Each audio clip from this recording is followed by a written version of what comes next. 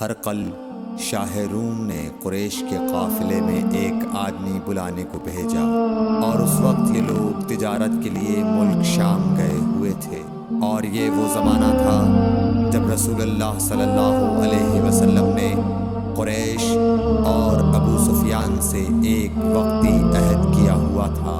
جب ابو سفیان اور دوسرے لوگ ہرقل کے پاس ایلیا پہنچے، جہاں ہرقل نے دربار طلب کیا تھا، اس کے گرد روم کے بڑے بڑے لوگ، علماء، وزراء و امراء بیٹھے ہوئے تھے۔ ہرقل نے ان کو اور اپنے ترجمان کو بلوایا، پھر ان سے پوچھا کہ تم میں سے کون شخص مدعی رسالت کا زیادہ قریبی عزیز ہے؟ ابو سفیان کہتے ہیں کہ میں بول اٹھا کہ میں اس کا سب سے زیادہ قریبی رشتہ دار ہوں۔ یہ سن کر ہرقل نے حکم دیا کہ اس ابو سفیان کو میرے قریب لا کر بٹھاؤ، اور اس کے ساتھیوں کو اس کی پیٹھ کے پیچھے بٹھا دو۔ پھر اپنے ترجمان سے کہا کہ ان لوگوں سے کہہ دو کہ میں ابو سفیان سے اس شخص یعنی محمد صلی اللہ علیہ وسلم کے حالات پوچھتا ہوں۔ اگر یہ مجھ سے کسی بات میں جھوٹ بول دے تو تم اس کا جھوٹ ظاہر کر دینا۔ ابو سفیان کا قول ہے کہ خدا کی قسم، اگر مجھے یہ غیرت نہ آتی کہ یہ لوگ مجھ کو جھٹلائیں گے تو میں آپ صلی اللہ علیہ وسلم کی نسبت ضرور غلط گوئی سے کام لیتا۔ خیر، پہلی بات جو ہرقل نے مجھ سے پوچھی وہ یہ کہ اس شخص کا خاندان تم لوگوں میں کیسا ہے؟ میں نے کہا وہ تو بڑے اونچے عالی نسب والے ہیں۔ کہنے لگا اس سے پہلے بھی کسی نے تم لوگوں میں ایسی بات کہی تھی؟ میں نے کہا نہیں۔ کہنے لگا اچھا اس کے بڑوں میں کوئی بادشاہ ہوا ہے؟ میں نے کہا نہیں۔ پھر اس نے کہا بڑے لوگوں نے اس کی پیروی اختیار کی ہے یا کمزوروں نے؟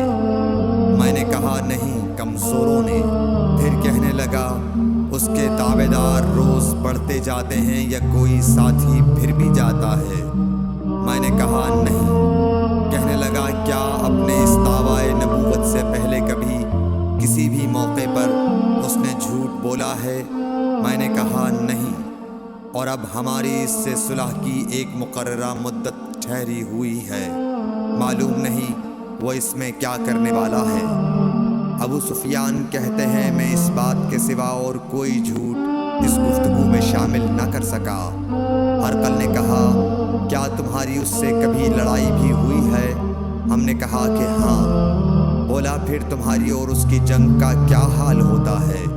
میں نے کہا لڑائی ڈول کی طرح ہے، کبھی وہ ہم سے میدان جنگ جیت لیتے ہیں اور کبھی ہم ان سے جیت لیتے ہیں۔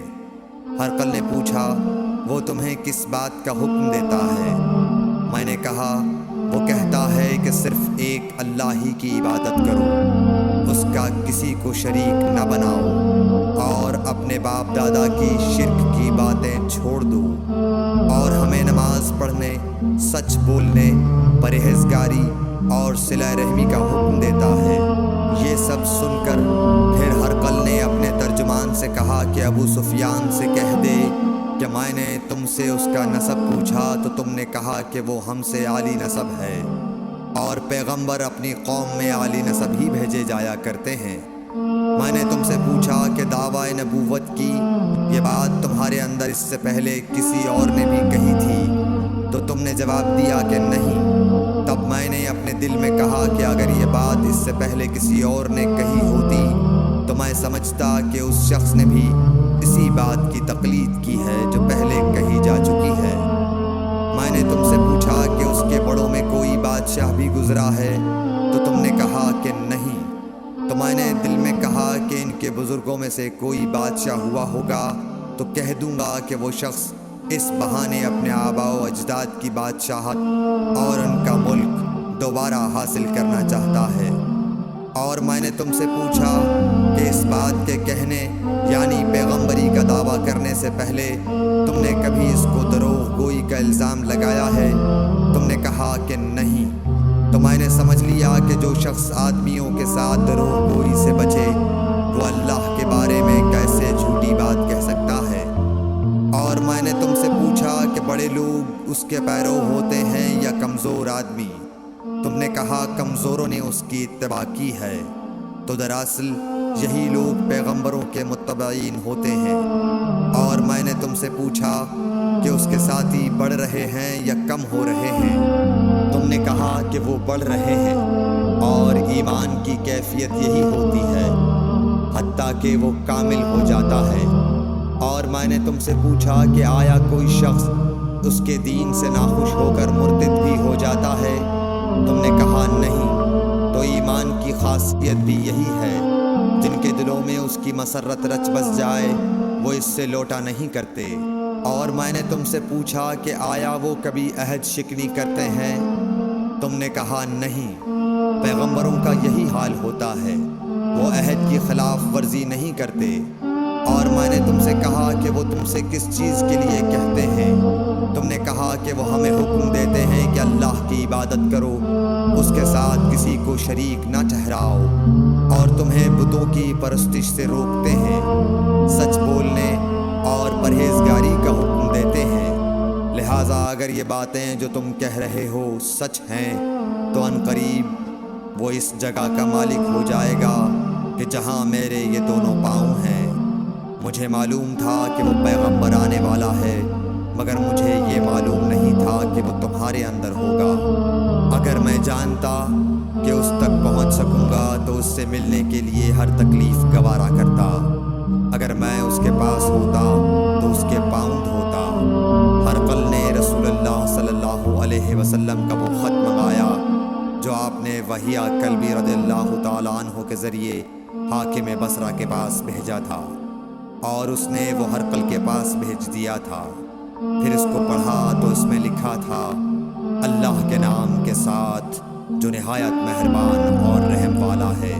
اللہ کے بندے اور اس کے پیغمبر محمد صلی اللہ علیہ وسلم کی طرف سے یہ خط ہے شاہ روم کے لیے۔ اس شخص پر سلام ہو جو ہدایت کی پیروی کرے۔ اس کے بعد میں آپ کے سامنے دعوت اسلام پیش کرتا ہوں۔ اگر آپ اسلام لے آئیں گے تو دین و دنیا میں سلامتی نصیب ہوگی، اللہ آپ کو دوہرا ثواب دے گا۔ اور اگر آپ میری دعوت سے روگردانی کریں گے تو آپ کی رعایا کا گناہ بھی آپ ہی پر ہوگا۔ اور اے اہل کتاب، ایک ایسی بات پر آ جاؤ جو ہمارے اور تمہارے درمیان یکساں ہے، وہ یہ کہ ہم اللہ کے سوا کسی کی عبادت نہ کریں اور کسی کو اس کا شریک نہ ٹھہرائیں، اور نہ ہم میں سے کوئی کسی کو خدا کے سوا اپنا رب بنائے۔ پھر اگر وہ اہل کتاب اس کتاب سے منہ پھیر لیں تو مسلمانوں، تم ان سے کہہ دو کہ تم مانو یا نہ مانو، ہم ایک خدا کے اطاعت گزار ہیں۔ ابو سفیان کہتے ہیں، جب ہرقل نے جو کچھ کہنا تھا کہہ دیا اور خط پڑھ کر فارغ ہوا تو اس کے ارد گرد بہت شور و غوغا ہوا، بہت سی آوازیں اٹھیں اور ہمیں باہر نکال دیا گیا۔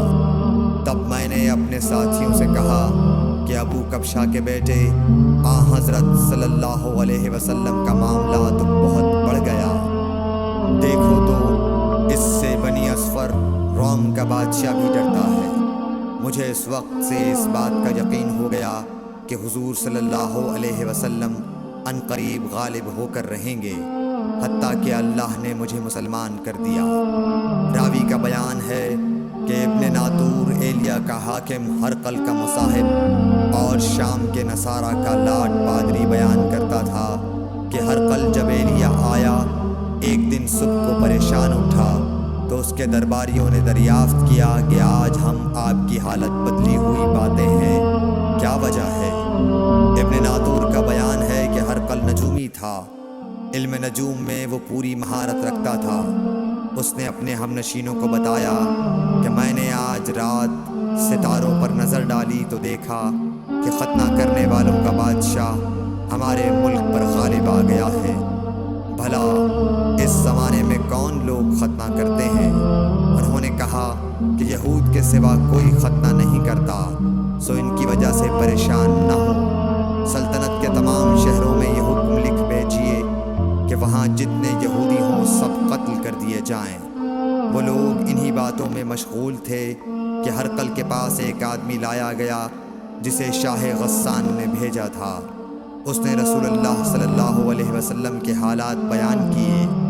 جب ہرقل نے سارے حالات سن لیے تو کہا کہ جا کر دیکھو وہ ختنہ کیے ہوئے ہے یا نہیں۔ انہوں نے اسے دیکھا تو بتلایا کہ وہ ختنہ کیا ہوا ہے۔ ہرقل نے جب اس شخص سے عرب کے بارے میں پوچھا تو اس نے بتلایا کہ وہ ختنہ کرتے ہیں۔ تب ہرقل نے کہا کہ یہی محمد صلی اللہ علیہ وسلم اس امت کے بادشاہ ہیں جو پیدا ہو چکے ہیں۔ پھر اس نے اپنے ایک دوست کو رومیہ خط لکھا، اور وہ بھی علم نجوم میں ہرقل کی طرح ماہر تھا۔ پھر وہاں سے ہرقل حمص چلا گیا۔ ابھی حمص سے نکلا نہیں تھا کہ اس کے دوست کا خط اس کے جواب میں آ گیا۔ اس کی رائے بھی حضور صلی اللہ علیہ وسلم کے ظہور کے بارے میں ہرقل کے موافق تھی کہ محمد صلی اللہ علیہ وسلم واقعی پیغمبر ہیں۔ اس کے بعد ہرقل نے روم کے بڑے آدمیوں کو اپنے حمص کے محل میں طلب کیا، اور اس کے حکم سے محل کے دروازے بند کر لیے گئے۔ پھر وہ اپنے خاص محل سے باہر آیا اور کہا، اے روم والو، کیا ہدایت اور کامیابی میں کچھ حصہ تمہارے لیے بھی ہے؟ اگر تم اپنی سلطنت کی بقا چاہتے ہو تو پھر اس نبی صلی اللہ علیہ وسلم کی بیعت کر لو اور مسلمان ہو جاؤ۔ یہ سننا تھا کہ پھر لوگ وحشی گدھوں کی طرح دروازوں کی طرف دوڑے، مگر انہیں بند پایا۔ آخر جب ہرقل نے اس بات سے ان کی یہ نفرت دیکھی اور ان کے ایمان لانے سے مایوس ہو گیا تو کہنے لگا کہ ان لوگوں کو میرے پاس لاؤ۔ جب وہ دوبارہ آئے تو اس نے کہا، میں نے جو بات کہی تھی اس سے تمہاری دینی پختگی کی آزمائش مقصود تھی، سو وہ میں نے دیکھ لی۔ تب یہ بات سن کر وہ سب کے سب اس کے سامنے سجدے میں گر پڑے اور اس سے خوش ہو گئے۔ بالآخر ہرقل کی آخری حالت یہی رہی۔ صحیح بخاری حدیث نمبر 7۔